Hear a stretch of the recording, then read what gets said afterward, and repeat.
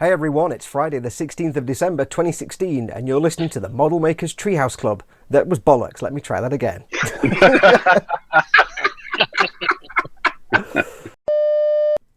Shh, shh, shh. Fingers on lips, fingers on lips. Oh, this is why it takes half an hour. Right, stop tapping things, children. Shut up!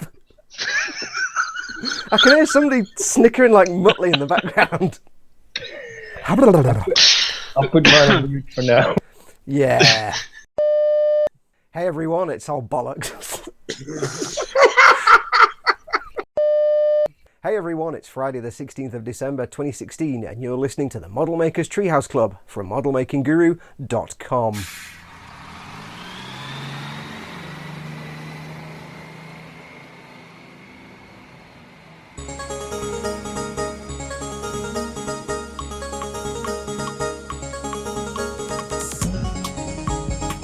Hey everyone, it's Foxx from Model Making Guru here and welcome to another, I know we did it again, another episode of the Model Maker's Treehouse Club podcast for, well, 5 or 6 blokes who are all idiots and like making models. We have, ow, pinging my headphone wire, great start, fantastic. We have some extra guests this week, we have some extra members of the Treehouse Club. As always, this is going to be about an hour and a half long. This is the family-friendly version for everybody, where we will actually talk about model making. The second half is the after-hours section, where it's swearing and drinking and not talking about models and other things for our Patreon supporters. So make sure to tune in to both if you can. Now, we have some extra cast members here today. As always, the regulars, we have good old Mr. Adam Cheeves from Enigma Model Making. Mr. Adam, how are you, my good friend? Doing very well, Fox. Doing very well. How's the weather there where you are? You're getting storms and tornadoes? Now you've got the polar nonsense dropping down in the US? Or are you... Oh, we're getting that nice lake effect. Blah, blah, blah, words. Yes. Good words. Good words. We got that white stuff that Will never see in his lifetime. No, he won't. He won't even know. Apart from, unless he's thinking it just falls cocaine from the sky. I'm not quite sure, but you never know. And again, from same as last week, we have my very, very good friend from the Netherlands, TK from TK's Models. Ah, God, we're all talking arse tonight. Ooh. TK, how are you doing, sir? How are you, my good friend? I'm fine, thanks. I've already broken the no swearing rule on the family-friendly podcast. I'm an idiot. What can I say? Well, he can edit it out. Yeah, no, it's funnier if I don't, actually. I swear on my videos a little bit. Yeah. Arse isn't really a bad word. Yeah, it's okay. Now, we have 2 extra guests. Well, there's 3. I say 3 extra guests, but you guys don't know who the third one is. We have 2 extra normal guests, 2 other members of the Treehouse Club. We have Mr. Will from Models by Will, our flightless friend from New of the Zealand. How the bloody hell are you, sir, at 9:42 in the morning? 10:42 in the evening. No, 10:42 in the morning. Sorry, yeah. It's your evening, my morning. But you just what are we talking about? What day is it? It's like March there or something, isn't it? Yeah, weekend maybe. I don't know. Yeah. Hello. Do you want to go out and come back in? Shall we start again? We're live now, dude. You can't. Sorry about that. Can I turn it off and back on again? No, that's not going to happen. Okay, right, and last but by no means least, as he's taller than all of us combined, is my good friend Ant from Bashing Kits. Ant, how the devil are you? Hello, I'm very well, thank you. Yes. Thanks for having me. You're a member of the club, man. You're more than welcome. And what people don't know is I've just recorded that intro about 20 times because I couldn't stop screwing it up because I'm special. So it's good to get you two here for the first time. I know it's been challenging to get Will on because Will lives in New Zealand and that's a billion miles away, and it's also kind of March or February or something in New Zealand, and also is upside down, which makes life hard. So, but it's good to get you both on. Right, so onto the show. I'll stop whittling my chair because it's really annoying, I can imagine. I'll just stop talking about that. There's one other thing we're going to do today, and that's something I brought with me, and that is I've decided to have a podcasting hat. There you go. That's my new podcasting hat. That was a lot less hilarious than I thought it would be. But never mind, I'm stuck with it now, so never mind. So anyway, We'll do a quick round table, go around everybody and see what they're working on right now. As you all know, I'm working on the Perfect Grey Zaku, which has been working on all this week, making good headway on that. Not started on the transit properly yet, and not even touched the bear guy, and I'm wobbling my chair again, aren't I? I'm doing this. It's years of working in a call centre, it does it to you. I can't not wiggle my chair. So let's go around the table at random. Start with the new guys. Ant, what are you working on right now? Well, at the minute, I've got a commission on the go for this one, which I did a recent unboxing video on. And it's the 2-pack of X-Wings from Rogue One. It's exactly the same as the regular X-Wing anyway. So I've got as far as doing the base coat, essentially. And started on the cockpit today. I could try and show you that, but it would be hopeless. Hang on. Blinding eyes. Here we go. Yeah, I'll put a billion pictures on the Facebook page instead. But yeah, that's going quite nicely. And the commission. So I'm doing a fantastic job, obviously. Lots of effort. Yeah, it's always the way with the commission. Always, obviously, put your best work into it. Obviously, no, it's good. It's good. I'm not filming it because I do my best, but I'm not worrying about cameras. Yeah, and we were having a discussion about this. People won't know on the Treehouse Club the other day, saying that when we're filming builds, it's really hard because you just want to get on with the build, but you've got to think about filming and how long has it been going, and I've got to edit here, and I've got to do this bit 3 times. It can be quite a pain sometimes. So a build can be a lot better and more in depth when you're not actually being filmed doing it, even though we do it to ourselves and we enjoy doing it. So, but that looks sweet. That's the 2 scale kit, the 172 and the 144. 144, yeah. I'm sensing forced perspective diorama here, I think. You're sensing you've broken up on me. I said I'm sensing a forced perspective diorama, perhaps. Oh, well, he doesn't want the 144, so I'm going to keep that. And I've got some other 144 stuff on the way, so maybe I'll do a combination of both. And I'm not a diorama guy though; never tried it. So I've got a lot of Death Star tiles, so I might. Never know. Every man should have a good collection of Death Star tiles, really. put it in the man cave. You know, this is my collection of Death Star tiles, my 18th century engravings as well. Do a trench run. Yes. Skill. Trench run. Yeah, maybe. Yeah, got the Falcon to go with it. So. Yeah, that would be cool. Trench run sounds like the best possible idea, I think, dude. Yeah, definitely. Yeah. Lovely. Lovely. Right, well, let's move quickly on to the other new guy. Not new guy, but new guy to the viewers. Will, in New Zealand land. Our new brew. What are you working on, brew? That's my worst ever New Zealand accent. I've now offended all the Dutch people in the world by doing that New Zealand accent. Unfortunately, I haven't been doing much model stuff because I've been trying to build a bathroom. That's taken a lot longer than I thought. But I am wanting to get back into doing some stuff I've had to the sidelines. Firstly, the Enterprise C, D, next generation one. You have to leave now because you weren't sure which Enterprise it was. We have to cut you off there and consign you to then send the kit to me. Sorry, carry on, dude. Enterprise D. I've got the conversion kit to turn into a Nebula from Don's Light and Magic. So I'm started a little bit on that ages ago, where I'm getting rid of all the raised detail because that's just there. And yeah, there's your other bits.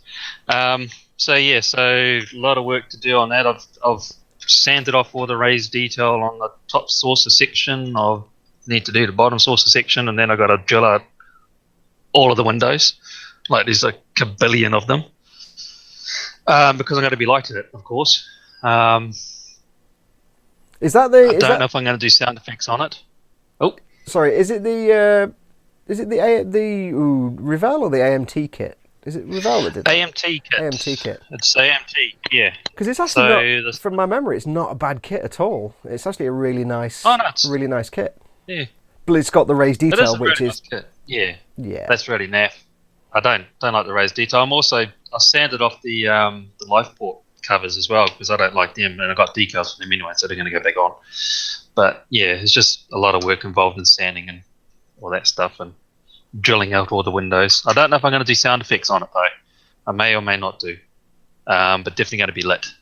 Yeah, because I like lighting. It's kind of a personal preference. I mean, I've not done lighting, and the lighting I'm going to do on my Zaku will be the first time I've done lighting, and that's kind of pre-designed. But sound effects, I don't know. Personally, I probably wouldn't, but you never know. It might be awesome, but it depends because they always come out with a little tiny speaker, and they always sound kind of pap, really. If you hook it to the speakers are.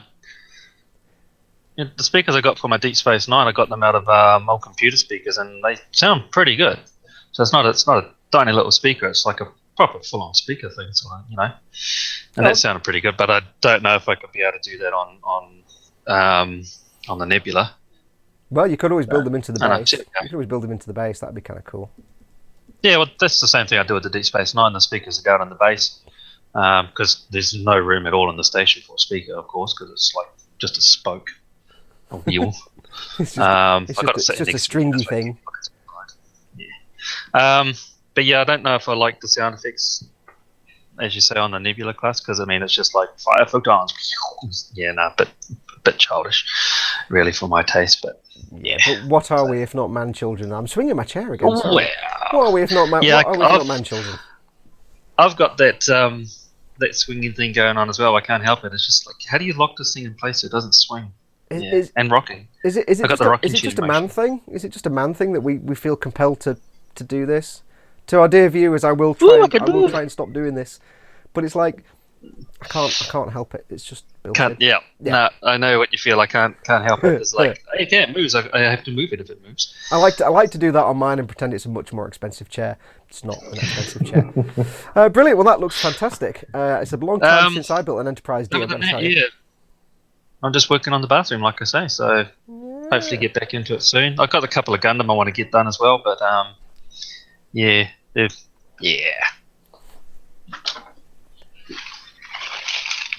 Oh, that's goof. That's no Zaku, boy, no Zaku. Yeah. Goofy. Goof. Yeah, I've got a Zaku actually, I think, somewhere. Cool. Yeah. Well, let's. Yeah, I've actually pulled all that off the tree. I just got to go through and denub it. And some stage, yeah. That's the pain. Cool. Well, let me move on to the next willing victim. We'll come back to your DS9 a bit later on, I think, possibly time allowing. Let's pick at random. Adam. Seeing as you're pointing at TK. What's on your bench, dude? What do you want at the minute? Oh, just some of the stuff we talked about last week as far as the F4 Phantom. I'm going to be doing that live cast this Sunday. So we'll be opening the box for the B25 and getting a lot of the parts off the sprue and denubbed and working on it some. Working on a wing custom perfect grade for somebody for a Christmas present that I'm just about done with. I'm down to basically touch-up painting and then some weathering. And then those Lego models, which I'm still waiting on the emasculating castle to come in. But as soon as that gets here, I could definitely burn Tinkerbell and get on with the build on that one. Yes. Do I need to mail you my Jar Jar Binks so you can burn them together? Yes, go ahead, because I actually have another Jar Jar I'm going to burn for you. Yes, we can burn them. We can burn them together and make our symbolic symbol. That's the worst sentence ever. Lovely, lovely. And on to TK, of course. TK, my old friend, how are you doing? You are building, amongst other things, a bedroom. Not a bedroom, a studio. Okay, yeah, I'm still working on my man cave. Yes, how's that coming on? Well, I built one wall in a week, time allowing, so slower than anticipated, but yeah, I think I worked out the bits that weren't going too well with the slant of the roof and everything, so yeah, no, I've learned for the opposite side of the room, so well, that you go faster. The trick is, though, of course, it's not like a model kit where if something falls off, you glue it on. If something falls off, you die. So you kind of have to take your time with this one. You can't afford to. You don't want any seam lines left on the wall or anything like that. No, and the thing is, you measure everything 3 or 4 times, and eventually saw something off, and it's still too short. Wait, what? Yeah, So- welcome to my world. The one thing I could do at school, I could do a load of things at school well, but woodwork, no. I could do metalwork, I could use the forge, and I could hammer things into shape. Woodwork, forget it. No. So I have no concept of making things out of wood. It's when you built that Viking longboat, I'm like, I don't know how you. I'm going to cut this thing out of wood. Wow. I don't know how that worked. Yeah. So well, is that still your main ongoing project at the moment? yeah, and my study. So Yeah, but it's worth it though. It's worth it because what you'll have at the end is an awesome model making room. yeah, So jealous. So jealous. it's I'm gonna gonna- take probably another month and a half, if I'm optimistic. So Be optimistic. until then, probably no model making. Yeah, well, be optimistic. You'll have something good at the end of it, and we'll all hate Yeah. you for having a proper dedicated workspace, you swine.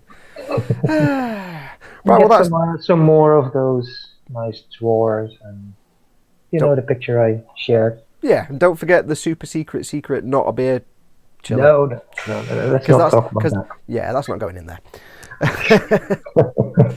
Well, like I say, I've been working on the Zaku and stuff like that. I do have something to show, except I don't because I put it in a bag. I've been filming the buildy parts, even though it's like a video series for Ammo of Mig. I'm filming the buildy parts as well because it's for my viewers as well.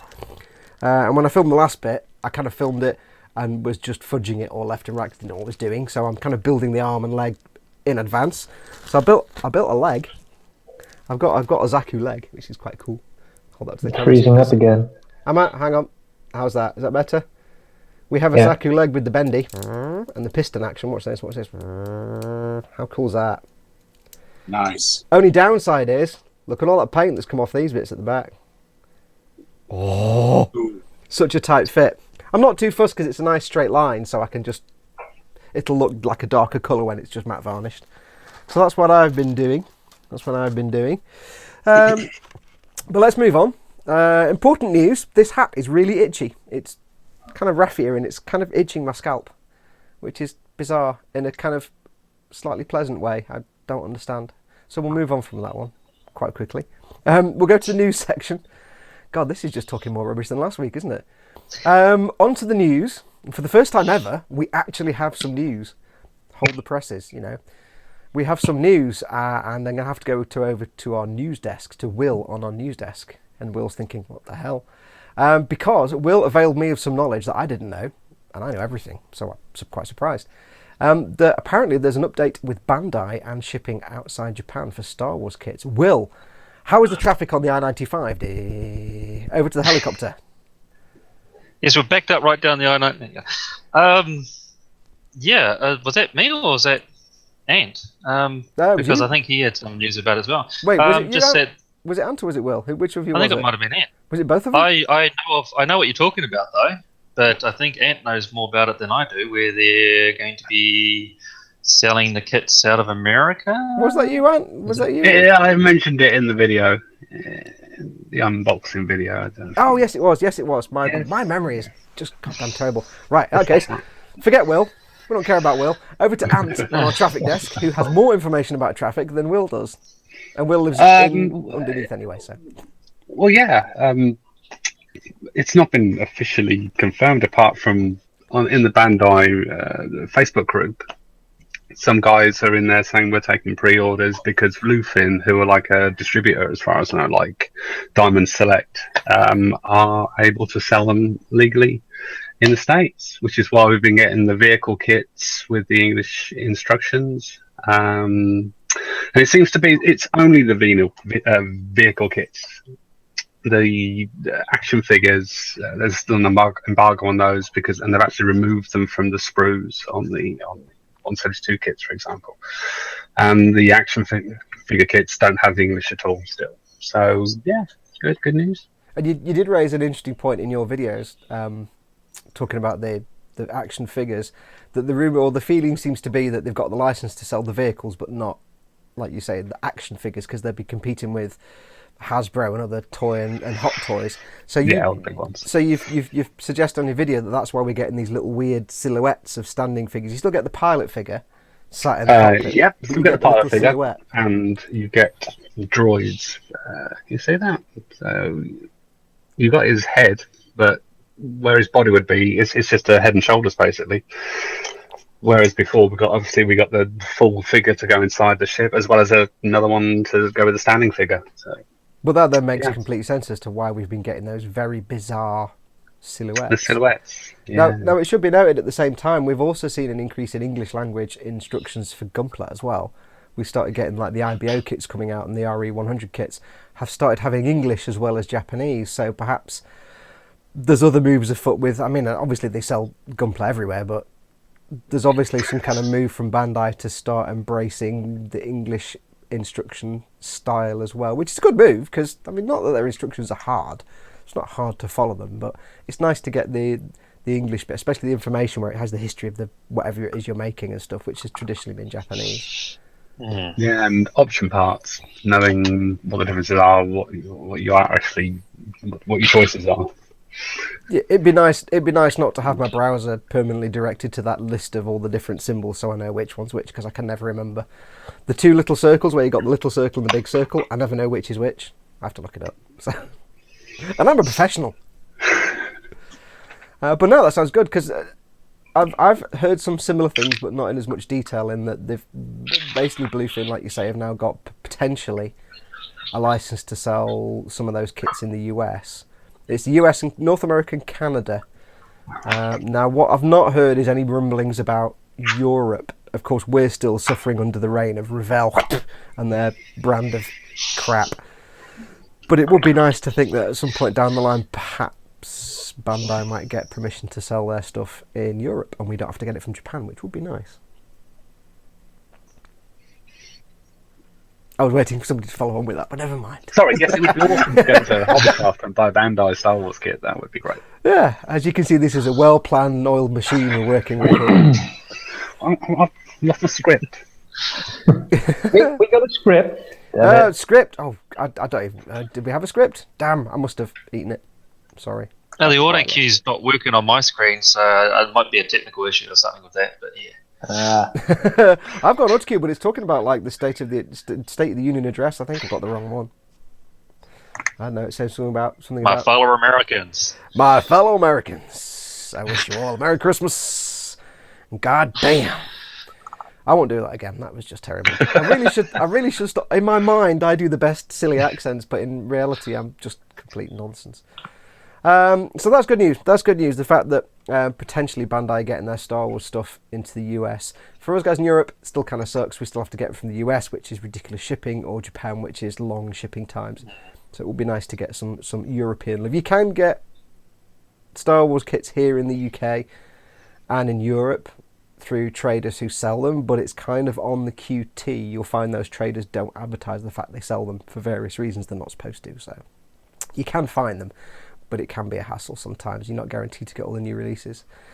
But no, that's good news. I don't have any other news that I can think of, I don't think. Nope, I can't think of anything. Do you guys have anything you've come across in the last week or two that you think is worth bringing up? I'm getting shaky heads and confused looks. I'm guessing not. Nope. No. Will, you got anything you picked up on any buzz? No. I'd like to see some of the vehicles from the new Star Wars movie out. The ship that they... Yeah, I don't want to spoiler alerts, but the main ship from the movie, I'd like to see a model of that. Should we just address the elephant in the room that you guys have all seen Rogue One and I haven't? God, well, I haven't either. Oh, you haven't either? No. Okay, well, tell you what we'll do then. Tell what we'll do. Right, in the after show we'll talk about a bit more. But for the sake of the viewers, obviously no spoilers because a lot of people haven't seen it yet. What do you guys, Ant, Adam, and Will? You've seen it.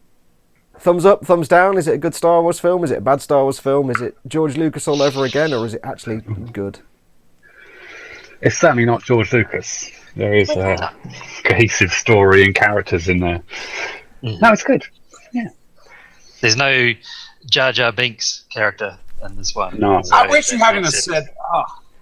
Will, I wish you hadn't have said that because I wanted to set Fox up for sometime during the movie. You'll see Jar Jar walking by. I'll forget what I said. Or edit out that last bit. Hang on. Anyway. Just rewind it. Was it music? Right, what was this about? Sorry, what? Jar Jar? What? Sorry. Yeah. No, but no, excellent movie. Yeah, definitely not a George Lucas Star Wars because, like, and said it made sense and it flowed quite nicely. And yeah, it was without saying too much, it's very, very well done. Looking forward to the next one. Han Solo, isn't it? I think. Next one. Well, the next. Well, episode 9, and then Han Solo standalone film. Yeah. So I know there was a lot of I know there was a lot of hoo-ha before the film came out, and rumors, fake news stories of, like, you know, having to reshoot it because it sucked and Disney were panicking because it wasn't testing very well and yada yada yada. And apparently the director came out and said, actually, no, what we were doing was we were just adding more awesomeness because it was already awesome. We were just adding more awesomeness because who wants less awesomeness? So there's a lot of people out there that were like, oh, I don't know. Yeah, I mean, like Will and Ann said, without giving anything away, I mean, I was really, really happy with it. I mean, it flowed good, and it definitely flows with the rest of the films. So even though it's a standalone, it makes sense, and it goes along with the other stories. Cool. Well, that's a good... So, I mean, it's a good thing, because, like, the films that were never made, those prequel films that don't exist, they were just... that was in a movie! They were just like, you know, they were just rubbish. But then you got the JJ reboot, which was, you kind of had to give some leeway because it was really just a retelling of 4. So you didn't really get a sense. So if this is the first real new Star Wars film since 1983, because it is, because there weren't any made in the 1990s. So it's nice to think that they've actually managed to figure it out, and it's keeping in line with it, even though Disney have had their hands all over it, and people know what I think about Disney, so I'm optimistic. I'm going to go and see it. That's the good thing with these. That's the good thing of these. Although Disney have the rights, other than the very, very end of the end credits where they say distributed by Disney, you don't see Disney symbol at all anywhere on it. It's all Lucasfilm and stuff. So that's what I liked about it. When I went and saw Force Awakens, I thought, it's going to come up Disney and the cast and all that kind of crap. But no, none of that. So it's, although Disney own it, they don't advertise that big time that they own it, sort of thing. Yeah. So when you see them in the cantina, it's just Starbucks logos on the cups, not actual Disney logos then? Logos. And there's no Mickey Mouse hats up on the wall behind the bar. So that's... But because I went to the midnight screening, of course, of it, and yeah, end of the movie, everyone got up and applauded. And I went to the midnight screening of Force Awakens, and yeah, there's a bit of a, but no, this one, everyone's like, big noise and stuff. Yeah, so excellent movie. Well, that gives me a question to ask Adam, actually, because over here in the UK, people go into a cinema, they sit and watch the movie, they leave the cinema, that's it. As it should be. However, in America, I know that you guys have more of a tradition of, like, you cheer what's happening on the screen at the end, you'll stand up and give ovations. Believe it or not, what was it like that? Did you get that, or was it all just like people in costume and geeks, or was it fairly... No, actually, I didn't see anybody in costume or geeks. They all went out last night at the midnight showings. And the group that we went with, I heard a couple people clap. But, I mean, truthfully, the last time I heard anybody clap for a Star Wars movie was the original Return of the Jedi and Empire Strikes Back and A New Hope. I remember as a kid, people standing up and clapping and cheering for this movie. Yeah, because the American audiences are far more expressive, vocal. I think, when they're watching a movie in the cinema. It's more an event. I mean, we go to watch the film. Americans, I think, tell me if I'm wrong, I get the feeling you're going to watch the movie, but it's also more of a social thing and an event at the same time. It's just it's a good time to be had by all, basically. Yeah, when you go to some movies and some things, it is very much so the teeny boppers and the millennials are all gossiping and look, Excuse me, I just killed my. Yeah, you pressed a button. I pressed a button, but they got their phones out and they're talking and chatting.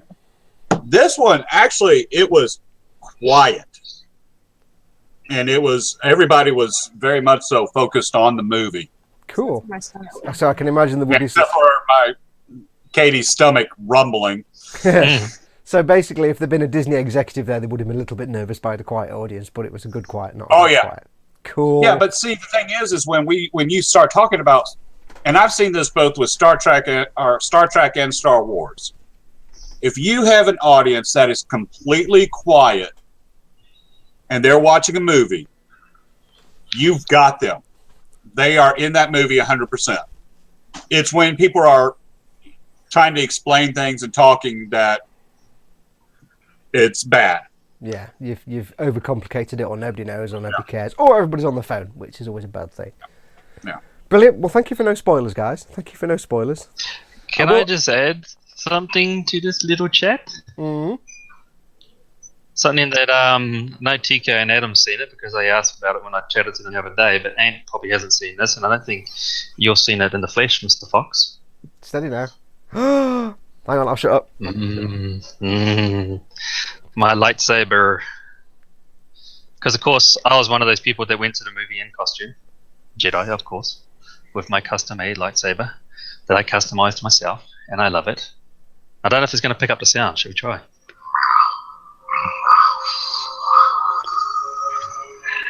You hear that? Yeah. Yeah. Okay. Hang on.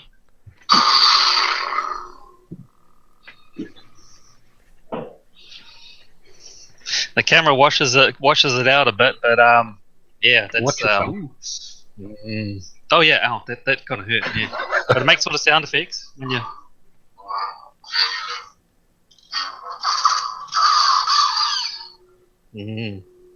So yeah.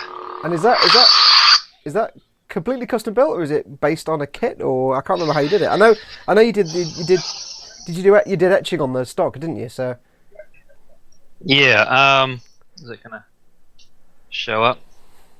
The parts, I bought all the parts from a place called Custom Saber Shop in the US, and that's just the lack of a better word, the chassis itself. So just the bare metal. So 3 parts. We've got the blade holder there. We've got the main hilt, and then the pommel at the end. And you also buy the electronics for the inside. And I customize everything. Where I put the leather on. Drilled holes for the screws and everything, of course. Put these little rubber grips on. Painted all the black bits that you can see, which is there, and painted this gold bit. And I built the blade itself comes as a hollow tube. So I built an LED string blade. So it's 120 or so LEDs inside this tube that lights it all up. And so yeah, so it's pretty much customized just for me. And it's good thing it's it's been like as my well, own design. Yeah. Good thing as well is if it's LEDs, that means you can do things like you would banging it on your arm, and it's not going to like shatter a neon tube or something like in the old days. So yeah, that's right. Well, they actually fight with these. Yeah. People actually have proper fights with that, and yeah, because it's what, polycarbonate? No, I don't know what's gleaming that carbonite, stuff, but it's transparent steel. Yeah, but it's pretty like strong stuff. So yeah, I bash it against things all the time, and it doesn't do anything to it. So yeah, so that's anyway, need to show that. You've just basically shown off a model that beats every other model we've ever built, ever. Basically, I'm just quit now. And thing is, Mike, what you need to do is when you're putting together the podcast, you definitely, if it's all right with Will, show pictures, because he had to do each individual LED daisy chaining them and soldering them together and building it. And he was nice enough to give us some pictures of as he's working. Yes, stick them up on the Treehouse and I'll put them in, and thank you for giving me the extra editing work, Adam. That's brilliant, thanks. Sorry, Ant, you were waving what looked like a DL-44. I was going to say the ancient weapons and what's the rest of it? Ooh. No match for a good blaster by your side. Exactly. So, yeah, I didn't build so it. Uncivilized. I know. But surely you can see the advantages of a ranged weapon over a... I mean, a bit dusty. The force is strong with this one. Denix mouse, a replica. So I just bought some bits off eBay, resin bits, a bit of painting here and there. Yeah, it's pretty cool. Always wanted one as a kid. Yeah, you can't beat a good DL44. DL44? Blast the DL44. Empire Strikes Back version. Yes, I'm a qualified geek now because I've just remembered it's a Blastech DL44. Yes, I pass. I actually bought many years ago. I actually went online in the early days of the internet, where most of the millennials that we know weren't even in existence. Mm-hmm. And I found a place that sells replica weapons. Not like working, they're just the metal and obviously the right materials, but they're non-functioning and they couldn't be converted. And this was years ago. So I ordered from this place in the US a Mauser, a replica Mauser. My plan was to do some work on it and make it look like a DL44. It would have been brilliant, except they sent me an 1837 revolver Colt. So there's not much I can do with that. So for many years I had this absolutely realistic, made of all the right metals and as heavy as and works exactly the same as, but you can't fire it, Colt revolver from like 1840 something. I'm like, brilliant. I've got no reason to have this in my collection of movie props ever. So hey, but there you go. Right, guys. Before Mr. Peevely, before you go anywhere, I know you want to go for a wee. Let's take a quick break because I need to stop this recording for editing and then start it again. So let's take a quick break, and when we come back, we'll find out what particular body function Will is desperate to carry out. So, back in a moment.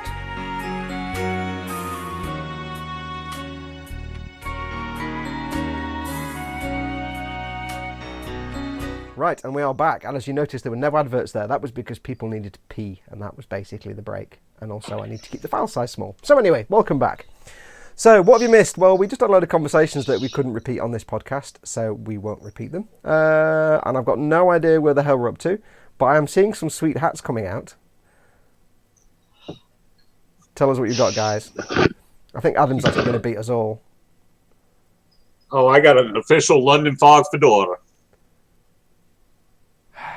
That's a proper fedora. It makes my little straw trilby from Matalan look a bit shit, but there you go. And we've got. You look like Hannibal Lecter at the end. I'm waiting for you to call Clarice. That's right. I'm waiting for you to get the little thing in your hand and burn it onto your palm like in Raiders of the Lost Ark. And Will's there. Will is our man in Panama in New Zealand. I think it looks like there. Yeah, it's just some cheap shit from stuff, language from the supermarket. Yeah, exactly what I'm wearing, dude. Chinese brand, made in China. Yeah.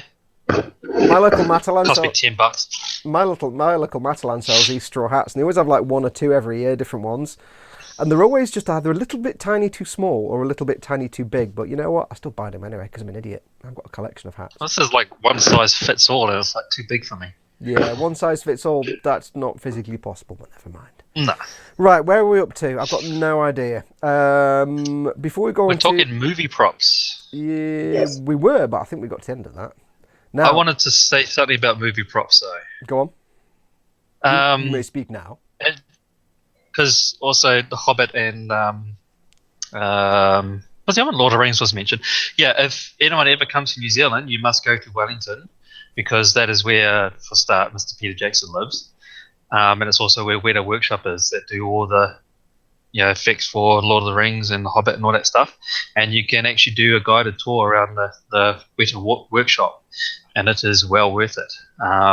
Unfortunately, you can't take any photos in there because I've been through there. You can't take any photos or film or anything, but you get to see like the props that they had for District 9 with the kick-ass rifle and stuff like that.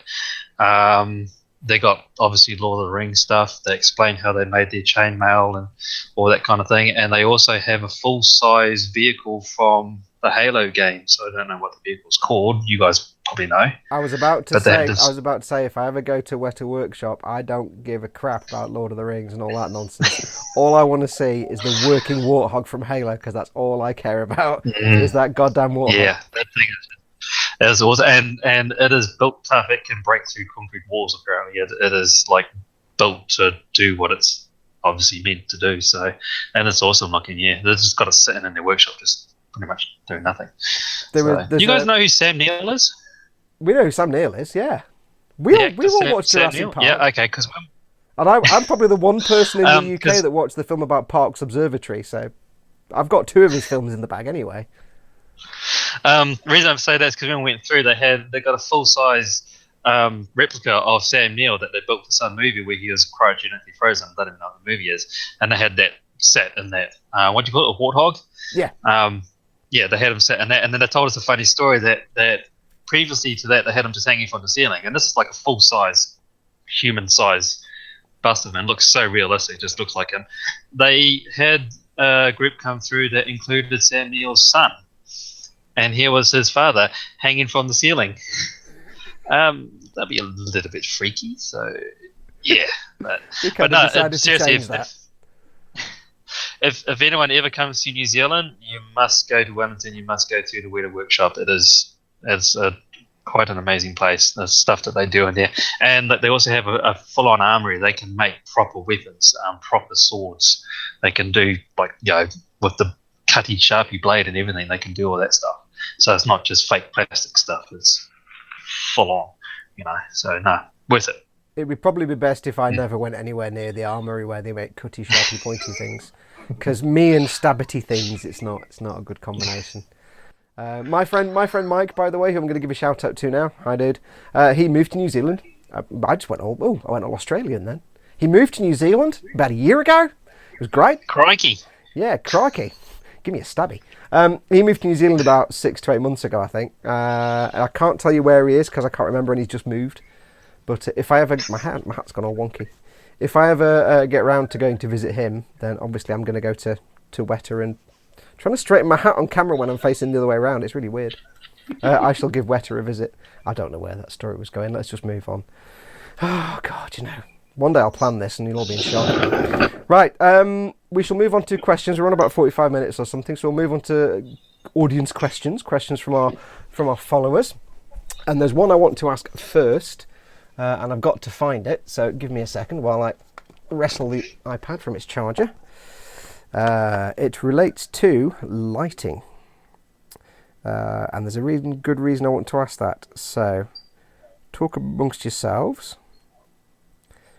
Right, there was a question about lighting, and I apologise to whoever asked it. I can't actually find it on my list.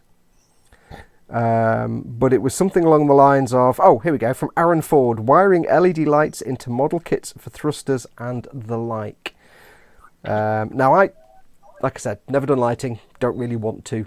It's in the Zaku and I'll do it there. So I've got no experience of that, so I can't answer Aaron's question. But Will, I know you have experience of lighting. Show us your experience of lighting, dear boy. This will require wibbly wobbly camera time. Yes, sorry about this shaky camera, and sorry about the lighting in the room too. It's bright and sunny in here. So, my Deep Space Nine model. This one. Hang on, I'm just going to click it on my screen so I can see what I'm showing because I can't. That's lined up. It's fine. Yeah. Okay. Yeah. So when I built this, I wanted it to be lit, and I wanted it to be lit a certain way. So I found out how to do all that. Now, this is possibly a little bit different to what the person asking the question is about, but it's all LEDs and fiber optics inside this thing. And just turn it on. So I don't know how well that shows up. Sorry that the camera washes out the lights, but yeah, it's all LEDs and fiber optics in there, and it's actually a lot easier than what you'd think to be able to wire it in. At the top. The hardest part is doing things like the circuit board that controls, where's my finger? Controls like the blinking light here, and also controls other things that this thing does. Do you guys want me to do the whole light up sequence on it, or? Yeah, you can do, yeah. Yes. Yeah. You'll have to talk us through it so it stays on you, though. The way I wanted to do this is, I wanted it to light up, but I wanted it to light up in time to the theme music for the Deep Space Nine show. Oh, hang on then. We can't have copyright music, so it might not be a good idea. Yeah, that might get yanked off YouTube. Maybe not. I have had it on YouTube before, but I'll just describe what it does. I've got speakers down in the bass, and when I touch, because I've got touch switches in this, so when this one in the front here is just a little runabout, that turns everything on. Sorry about the camera. The bass stand itself runs the lighting sequence that the music starts to play, and the station comes on in different sections. So like the the reactor comes on first, and then like ops comes on, and then the docking ring, and then all the other lights come on, and in time to the music. So yeah, as Fox mentioned, due to copyright, I probably can't really show that, but yeah, and that's the hardest part is building a circuit for that. But if you're just going for straight out lighting, as in you want to turn on a switch and things come on, that's relatively simple. Your main thing is to get your LEDs usually run on between 2.5 to 3 volts, so you need to have your power supply that can supply that. But if it's like a 9-volt battery, obviously you need to have a resistor to drop that 9 volts down to 3 volts. Otherwise, you're going to burn out your LED, which I actually did on this. I nearly set this thing on fire in the early days and destroyed it. So yeah, you need to make sure that your power supply is exactly, like it isn't over what the LEDs can handle. If you're wiring up, say, 3 or 4 LEDs together to make up like 12 volts, your power supply needs to be no more than 12 volts, or else you will burn out your LEDs. So that's the biggest thing with wiring up anything for lighting is getting your voltage right, or else, yeah, smoky, burny. I was going to say, because I mean I've not done it myself, but the one thing I do know, and like you say, is you can't just put a power supply on LED and bang, there you go, because most of them are like 2 to 3 volts. So there's plenty of resources online for how to make the circuits. A lot of people. Did you use an Arduino board for your circuit boards, or was this pre-Arduino? No, this Arduino was out when I did this, and I did look at that, but I managed to talk to another New Zealand guy down in Wellington. I found him online, and I told him what I wanted to do, and he's a circuit board designer, so he designed the circuit board for me, and I just had to build it. Assemble a circuit board, doing the soldering, and all that kind of stuff. So yeah, you can do what this thing does. You can do it with how do you say it? Arduino. Arduino, I think. Arduino. You can. Arduino. You can do it with that, and I did look at it, but that's where you need to know a bit about programming as well, because you need to know about programming to do that, because it's not just a straight plug and play sort of thing. You need to tell it what you want it to do. So I do know. Yeah. I mean, I do know. The one things that I do know about lighting, and I probably say as well, is if you're looking at things like, what did he ask? Was it thrusters? Yeah, thrusters. Yeah. Was it thrusters? Yeah, thrusters. You've got a few options. One is just to have the bulb in the thruster bell, assuming you've got thruster bells, so you can see the bulb there. When you turn it on, it's just a light source. One other alternative is to have the bulb behind something to diffuse the light. If you've got, say, the engines on the Millennium Falcon, and you put, say, 4 or 5 LEDs in there, you're going to get 4 or 5 hot spots where the bulbs are. So what you'll find a lot of time is to use something possibly slightly frosted, or with a slight frosting to it, or that's slightly opaque, to break up and spread out the light. So if you've got just one bulb in a thruster bell, that's fine. What you could do is put it behind a clear piece of plastic that's maybe tinted a certain colour, or colour the bulb. But if you're having multiple lights, then yeah, you want to make sure they're behind something to diffuse it, just so you don't get hot spots if it's like a strip of lights, which is, I assume, what you had to do in your lightsaber. Is it's a strip of LEDs, it's going to be... Yeah. I was going to say, I'll demonstrate with this, where, like I said, there's 120 odd LEDs in here, and to get it so you don't see the individual LEDs, so you don't see the individual LEDs, what I had to do is wrap it in packing foam, and that's like a. I should really have a piece here. Is it like the white, the thin white stuff? That's not. It's not like bubble wrap. It's like like the thin. No, it's not bubble wrap. I know the stuff you mean. It's like a foam sort of thing, and that is a really, really good light diffuser for any model. If you're wanting to light your kits like the Millennium Falcon, that sort of thing, that like the Enterprise, the engine grills, and that white packing foam is really, really good diffuser. This is wrapped in probably about 3 or 4 times of that, and that way you don't see the individual LEDs, so you don't get the hot spots like you mentioned. It's just a consistent light down the blade or whatever you happen to be lighting. So that stuff is really good thing to have on hand. One thing I did, because I did start trying to do lighting once, and one thing I did find worked was I was doing the AMT runabout from DS9, And by the way, I have to give you bonus points because you didn't just say the top bit and the bottom. You said here's ops and here's the bridge and here's the reactor. Yeah, you get your geek points now. I've got my geek points tonight. You've got yours. You know all the bits of DS9. I was doing the nacelles on the front, on the bussard collectors on the front. I've just got more geek points. And they were red, and I painted the red inside. And I was just practicing with like a few little bulbs and stuff, and you could still see these hot spots, and it was like, they're red, but what I figured was I sanded the outside very lightly so it frosted it. And it diffused the light perfectly. Yep, that works. Yeah, it was no longer a shiny piece of clear plastic with red paint on the inside. It was basically matte and frosted on the outside, painted red on the inside, just by very lightly sanding it.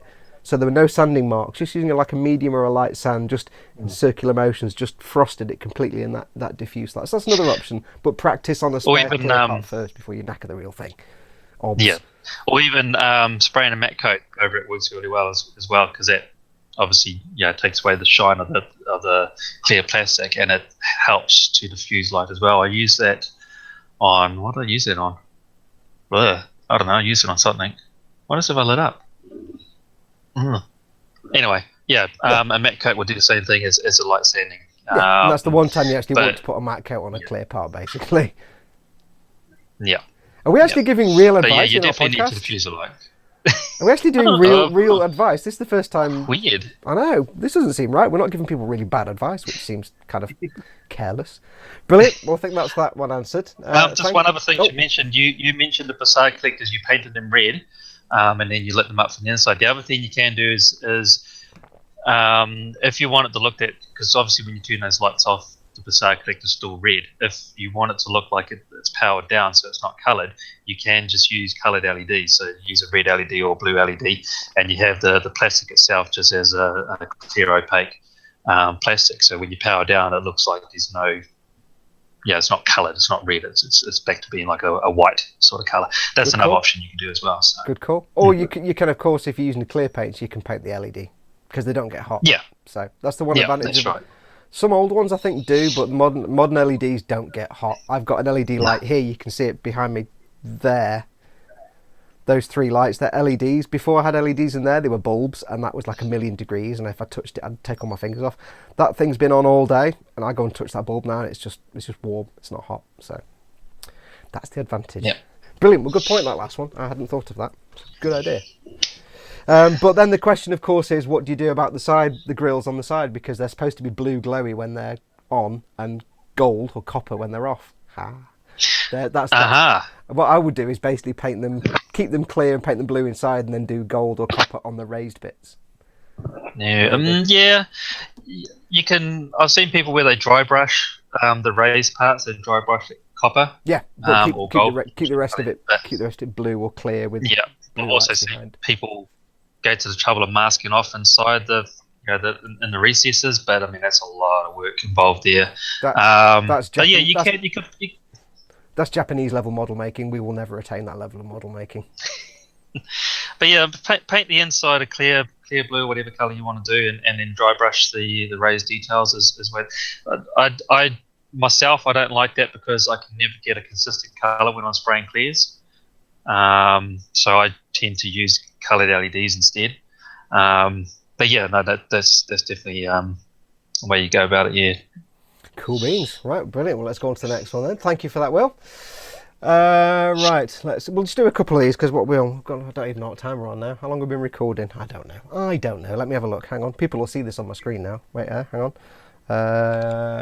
We've recorded 18 minutes. That's not so bad. Okay. Mark Leshon asks, I know you haven't been asked this question before, but when are you cracking on with the Agostini Falcon? Well, that'll be a question for me then.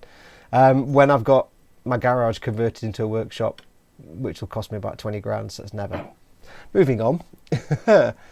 Aaron Ford again, actually. I'm going to capitalise on Aaron tonight. What is the best way to brush paint metallics and flat colours to make the metallics pop? I'll go first and say there's probably a million ways to do it. I've found dry brushing with some metallics seems to work best for me if it's acrylics, because acrylics don't have the same pop as lacquer paints. So I found starting with a dark colour like gunmetal and then going with a lighter colour. You'll have seen my builds with chrome silver on, where I go over the gunmetal with chrome silver, and that just makes it pop because you've got the dark gunmetal in the recesses, and where you're dry brushing it over, you get the lighter chrome silver on the edges. And you can either go for just the edges, which just gives you the raised parts, or you can work it into the surfaces like I did on the Zaku leg, which you can't really see. You won't be able to see on camera, but you might see there. You can still work it into like the recessed areas here, and it just gives you some shading. It almost looks like you pre-shaded it. Do all your weathering and everything else. Gloss varnishes, matte varnishes. Don't really matte varnish over them if you can avoid it. And then when you've done all your weathering, go over your metallics with graphite. Just any old pencil, scrape the lead off, get a little pile, get it on your finger, rub it over the edges. That will just give it that real ping, because graphite, when you rub it on and squash it, is super silvery reflective. Only problem is you can't seal it, so don't put a gloss or matte varnish on it, and never touch that part of the model ever again, ever. That's how I would do it. What about you guys? What would you guys... Any tints and hips? The way I usually do mine, like, and I brought this guy out, is like on my C3PO. That is a first layer of the Tamiya chrome silver, and then I did a light brushing or a light spraying of Tamiya gold leaf over it. And it doesn't have the mechy plating that it came with, but I was real happy with how shiny it came out, and very metallic to me. So that's how I do a lot of my metallics. It does look awesome. It does look awesome. The other thing to do as well, and I think it's what you did on yours, is once you've done all that and you've got your metallics the way you want, think about doing some sort of, say, really subtle pin wash to really put some dark shades in the edges. So, as for example, I can't remember what you did on yours, but I would do something like not a brown colour, but like a browny tone, just really subtly in the edges, just to darken them a little bit to make the highlights pop.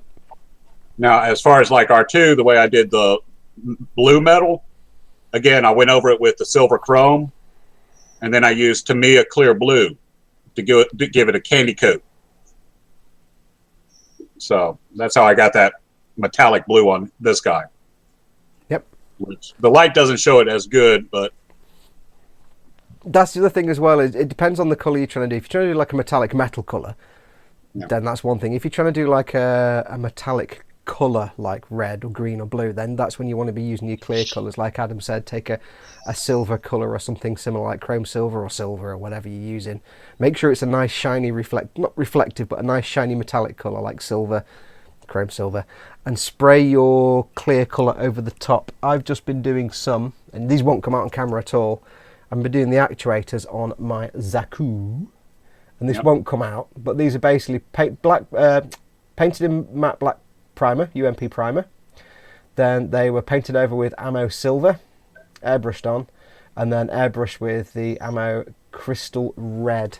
Now the trick I found is, and it's probably the same with the clear colours, but you want to go in really, really thin layers and build it up, and it'll start off like a kind of faded pink, and it'll get redder and redder, and then you can stop when you get the level you want.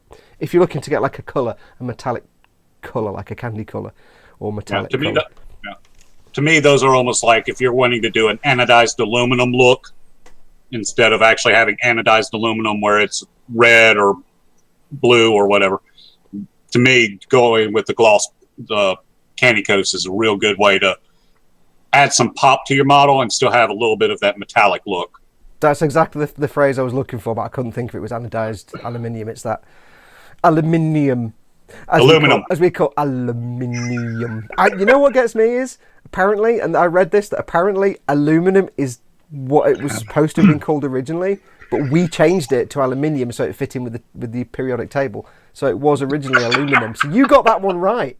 You damn Americans got that one right. Oh, don't say that. I have now. It's on the internet and everything. But Even I have to admit, aluminum kind of makes more sense. But Yeah, I always say aluminum, even though we're meant to say aluminium. Aluminum sounds better. I just say, ooh, shiny, shiny, shiny.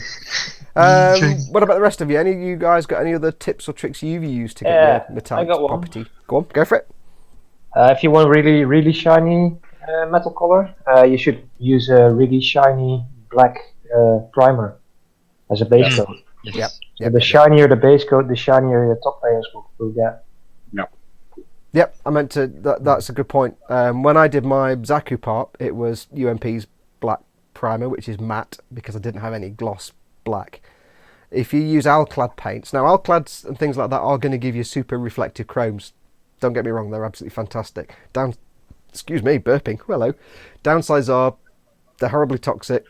You have to have a spray booth, and they're really delicate and they come off really easily. But their black primer is actually very, very highly glossed, if I remember correctly.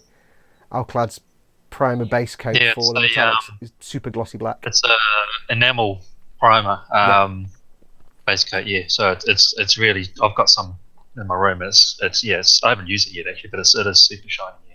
I mean, and perfect for doing that sort of thing. Yeah. I mean, one other little thing that I've seen a guy do, and this is if you can't afford Alclad paints, or you haven't got a spray booth and a respirator, and you really can't do that, or even if you're not airbrushing, one thing you can do if you want to replicate that kind of Alclad look, and results vary. If it's a part that you're never going to touch and doesn't move in the kit, so nothing's going to come in contact with it, spray your part gloss black and then again rub graphite all over it. Because I've seen a guy, he painted this plastic spoon, because all tests are on plastic spoons. He painted this plastic spoon gloss black, and then he just got some graphite, covered it in it, and rubbed it for a few minutes, and this thing was like the most reflective chrome you've ever seen, and it was just graphite. Because of the gloss black underneath, the light that comes through the material you put on it, like the paint, bounces off the gloss black and back up through it, and that's where you get your super shininess, because it's a smooth paint substrate, smooth paint surface, but underneath is gloss that reflects even more light, so you get more shine and more depth if you want that true reflective. So yeah, even just graphite over gloss black can but you can't touch it ever. Well, you wouldn't necessarily need a gloss primer. You can prime it matte and then just spray a gloss black over that. You get the same thing. Yeah. It's just Alclad happened to have combined the two because they know that most people are going to. It's the thing when I did paint miniatures, but they're all primed in white. So you have to do the gloss black yourself with a brush, and then brush on the metallics, and then build it up from white to black to whatever gold color you wanted. Yeah. So. When I was looking into doing the chrome stuff, looking into Alclads, a lot of people were talking up the Humbrol gloss black enamel, saying that's a really good base coat as well. So instead of using the Alclad one, the Humbrol one apparently is really good as well. Yeah. If you are going to be using a paint though for your glossy black base, do make sure to use a primer first. Don't just spray paint onto a bare plastic part, because if it's a gunpla it'll dissolve it if it's an enamel, and if it's not a gunpla it just won't stick and it'll come off. So if you're going to use either a glossy black primer or a primer of any colour, and then a really black glossy paint on top, and then your metallic, and work in thin coats. I found it depends on the paint. I found spraying Tamiya gunmetal. If you just spray Tamiya gunmetal from the bottle through your airbrush, it's kind of a dark, bluey, cold grey colour. It's gunmetal colour. It's like a shiny black. If you thin it really, really seriously, so it's literally most of your paint cup is full of thinner, and there's maybe 2 or 3 drops of gunmetal, and then apply it in super thin coats, it comes out like chrome. It comes out like really light aluminium shiny. It's really weird. I tried the same thing with Ammo's gunmetal. It just didn't kind of have the same effect. So for some really fun effects, to me, a gunmetal, thin it down, super thin it down, spray it on in really light coats. You've got to be careful because your thinners, it's mostly thinner and it's going to run everywhere. But yeah, you can get some good effects with that stuff. It's also fun with the Tamiya gunmetal, again, going with either you get 2 totally different paint jobs if you do chrome silver underneath it or gloss black. And it's 2 totally different effects. You can have one piece and have 2 total different paint jobs, and you're still using the same paint. And it's beautiful the way it turns out. The only downside to that is, of course, I've done it before where I've painted something in gunmetal and I've just used it as flat gunmetal. I've not thinned it or anything. Yeah. And I've put it on as gunmetal, brilliant. And then I've done some work on a model and I've had to go back and touch some of it up. And of course, then I'm painting gunmetal over gunmetal and it comes out a completely different colour. And it's like, so that's the downside. You can't colour match because you're painting over It's really weird. It's a wonderful colour, but it's really weird. It's just some dark magic that Tamir have worked on in their paint factory, basically. Ant, have you got any thoughts on metallics? Not really. Brilliant. We're moving on then. No, go on, mate. The Vallejo Model Air, I really like the chrome and even dry brushing it. Get really good results with that.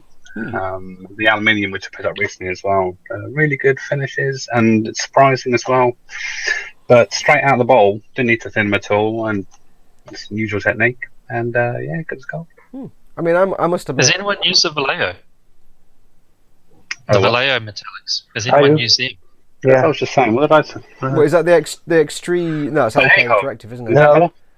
Wait, isn't that what Ant just said about the Vallejo? That's what I just said. That's what he just said. Oh, sorry. Listen, I know it's tomorrow or yesterday in New Zealand, but you know what I mean. You want to raise inflation at the end of every sentence? Hang on, You I understand just what need I to- say? I'll just turn my ears off and on again and just make sure they're working. Oh, Sorry about that. I do apologise. I heard something totally. I actually heard Model Air, I think. Model Oh, Air. yeah, there's Vallejo Model. Ah, okay, yes. Yeah. It's because you're Gotcha. you're listening with Yeah. with a New Zealand accent. Yeah, yeah. Speak Australian, and I might be able to understand you a bit better. And yeah, because we understand Australians better than the rest of the world. Vallejo also has a metal color range, which is even shinier than the Model Air range. Yeah, Oh, Yeah, that's what I mean. The metal color. Yeah. Yeah, I've got a few of those. They're pretty Yeah. good, I I've think. got one bottle of that. I Just think might be a gun metal. Flexible. But I haven't tried it yet. But I don't know what it's like. But I was just wondering if anyone else had used it and what their thoughts on it No, was. yeah. Yeah. I know. Tony's been using the AK Extreme. Is it Extreme and Super Extreme, or Extreme and Extremely Extreme, or something? They've got two different metallics and extreme metallics. The extreme metal, the wax-based stuff. Yeah, Tony seems to get some quite good dry brushing results with those. Well, that's what I was going to ask, is something that none of us have brought up. I know I've never personally used it. I want to try it. Is Rub and Buff. The Rub and Buff paints. How do they work? How do y'all like those? Well, I mean, I've used the Mr. Hobby Mr. Color Metallics, Mr. Metal Colors on the Big Strike, and that's the same thing. It's a lacquer paint. You spray it on, give it a minute to dry, and then buff it off. And I excuse me, I got varying results with those. I did the dark iron, or just I think it was iron. Sprayed it on some parts on a flat black, on a matte black primer base. Gave it a little while and buffed it off, and it came back quite nice. It was reasonably shiny. The silver, which you think would be more shiny, just didn't really change at all when you buffed it, and the gold didn't, so they didn't really work. But it was all right. But the downside was I couldn't seal it. I couldn't put a gloss varnish on it because if you spray gloss varnish over it, it just looks like grey plastic. So. Oh, really? Okay. I know with Alclad, with most metallics, any kind of metallics you're doing, the only downside is you are limited to what you can put on top of them. A lot of times, if you use a metallic colour and you coat it with 99% of gloss varnishes, it's going to take the shine away.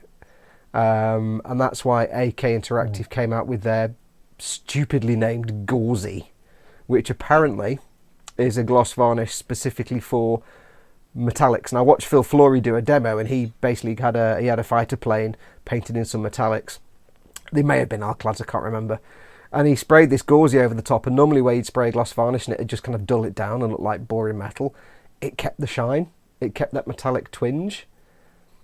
And I was like, oh, this looks really good, because they've got Gauzy and they've got this other one which is like in a big pot, and it's specifically for dipping canopies in, which is quite a nice idea. So I was thinking about this Gauzy stuff, but then I started hearing people saying that it peels and it flakes off, because it's not like a gloss varnish in the traditional sense. It's more like an eggshell layer. Oh, hello. What are you showing us, TK? Yeah, I was just letting you talk. On the subject of those Vallejo metal range, the engine of the Horton, I painted in aluminium and engine exhaust, the metals. So there's your example of how those paints look. Man, that looks good. I do like that engine. I do hate you completely for doing that, because it's just awesome. But they really Right? Don't Alclad have they brought out a clear coat specifically for like their chrome paint, Yeah, I was which won't dull it down? Yeah, the aqua clear is. I was Mm. kind of getting to that, but the aqua clear. This one is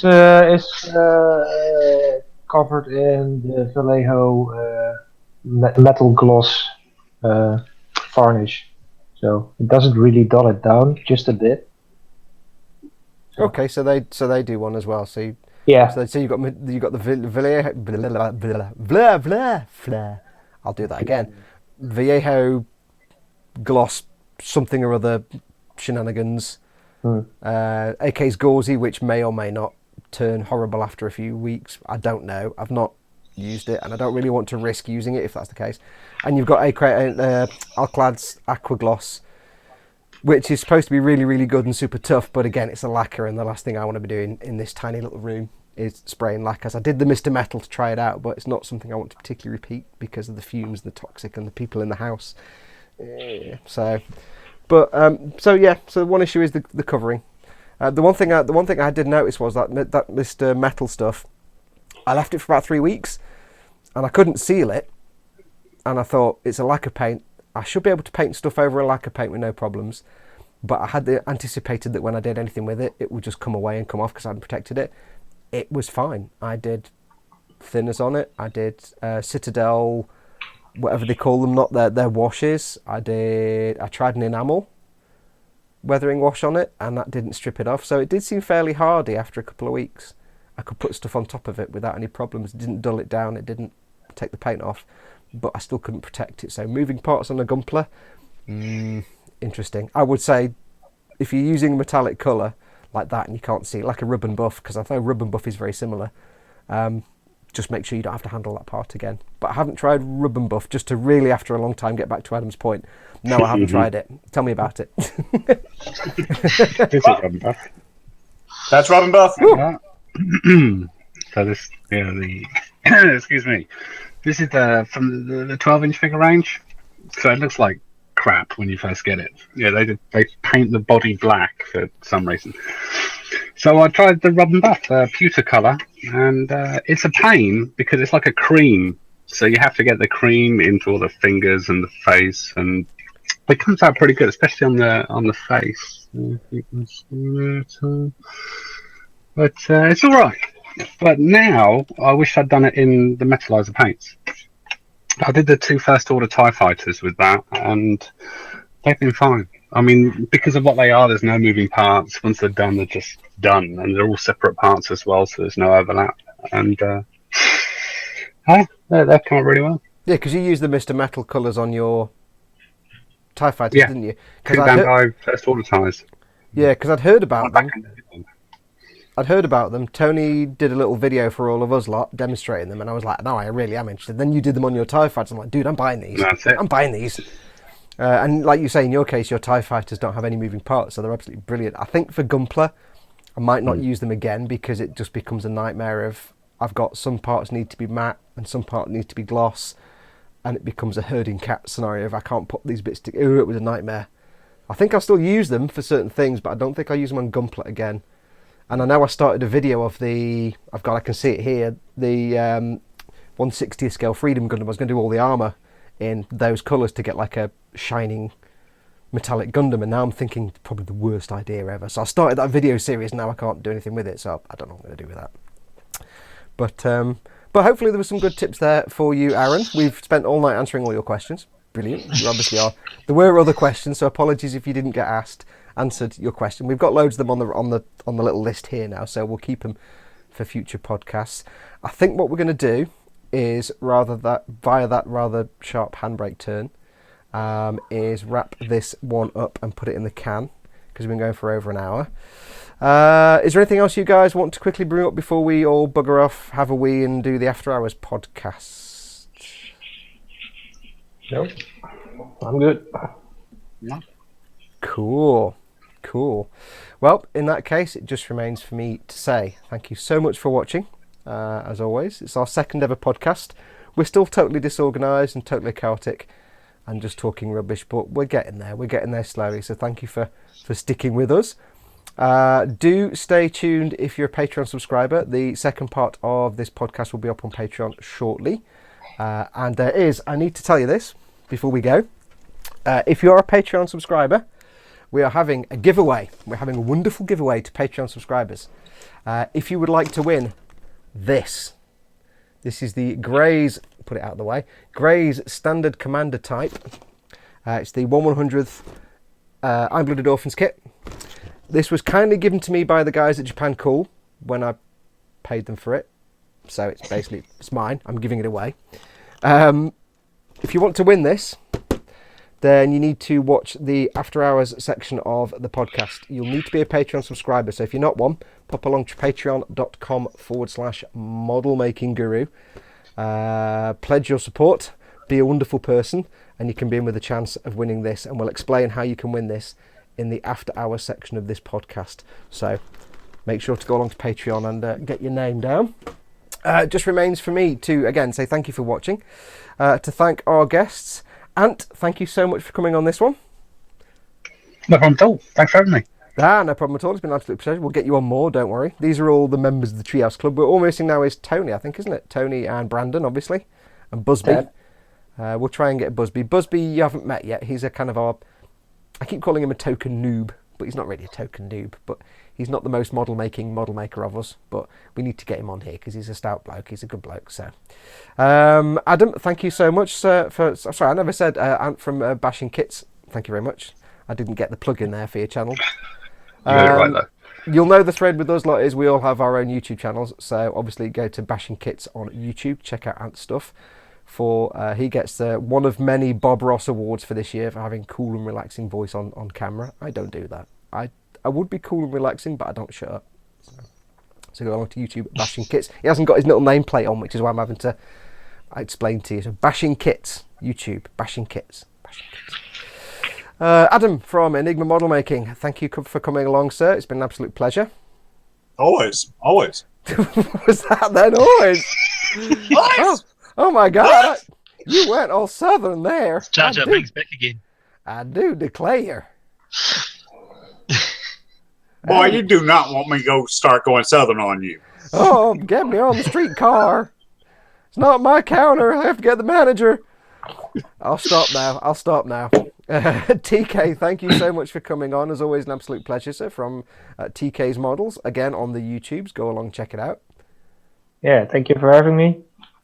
Not a problem. Good luck with your continued studio. We hope to get updates on that. We're still just completely jealous that you're going to have a complete working studio. You absolute git.